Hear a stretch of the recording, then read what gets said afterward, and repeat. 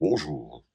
Je me dois à nouveau de réagir face à l'avalanche critique qui ont eu lieu de nombreux mois avant la sortie du nouveau Captain America Brave New World et durant sa sortie. Je trouve inadmissible le grand nombre de critiques qu'a fait l'objet ce film, car selon moi ce film est une totale réussite. Le casting est parfait, le comédien noir qui incarne Captain America est juste parfait, Harrison Ford tient bien son rôle, ainsi que les autres figurants. Le scénario est impeccable, il tient en haleine le spectateur du début à la fin, et j'adore cette petite teinte d'humour qui est disséminée par-ci par-là. Les scènes d'action sont spectaculaires, et il n'en faut pas plus. Beaucoup de youtubeurs se sont plaints que le fameux Hulk rouge n'apparaît qu'à la fin. Moi je trouve cela normal. Un film, ce n'est pas un jeu vidéo. Un film, c'est une histoire, mais qu'un début, un milieu, une fin, et il faut laisser le meilleur pour la fin. Une histoire, c'est un suspense, c'est une mécanique, et ce n'est pas un jeu vidéo. On a beaucoup critiqué le comédien principal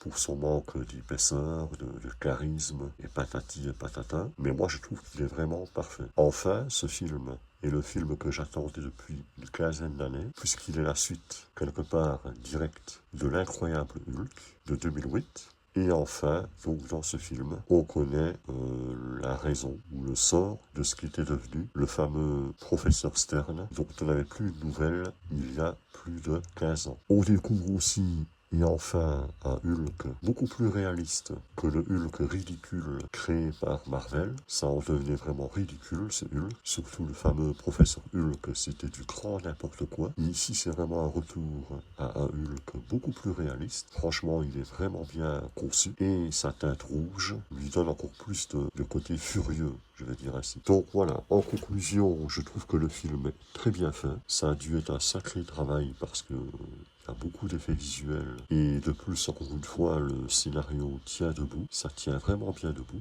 Et donc je félicite tous ceux qui ont participé à ce film, qui ont créé ce film. Et j'espère qu'il y en aura d'autres de la même qualité. Et j'invite, comme à mon habitude, tous ceux qui ont critiqué ce film, eh ben, de le faire eux-mêmes. S'ils n'ont pas aimé le film et qu'ils critiquent, mais faites-le vous-même.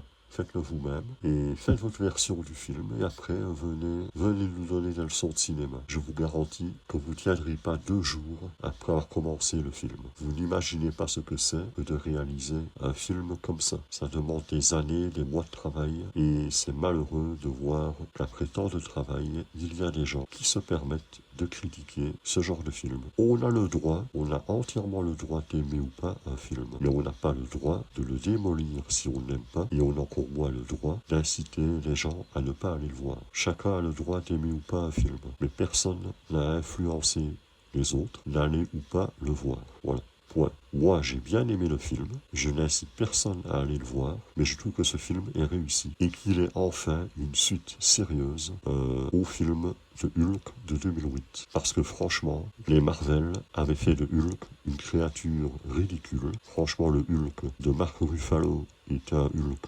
caricatural et ridicule. Et le professeur Hulk, n'en parlons pas, c'est encore pire. Mais je n'ai jamais empêché personne d'aller les voir. Voilà, chacun ses goûts, chacun ses couleurs, et on doit respecter le travail des auteurs. Point. À bientôt.